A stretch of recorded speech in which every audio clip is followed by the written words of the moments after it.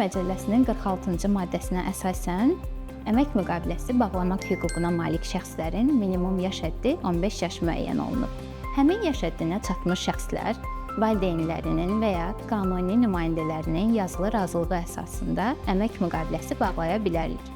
Əmək Məcəlləsinin 12-ci maddəsinin 2-ci bəndinə əsasən 15 yaşına çatmamış şəxsləri işə götürən, həmçinin onların sağlamlığına, mənəviyyatına təhlükə törədə bilən fəaliyyətə cəlb edən işə götürən qanunvericiliklə müəyyən olunmuş qaydada məsuliyyətə cəlb edilir.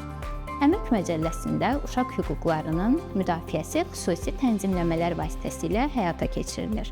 Bu müdafiələr azyaşlıların fiziki, əqli, o cümlədən mənəvi inkişafının təmin edilməsinə, onların istismar hallarının qarşısının alınmasına yönəldilib.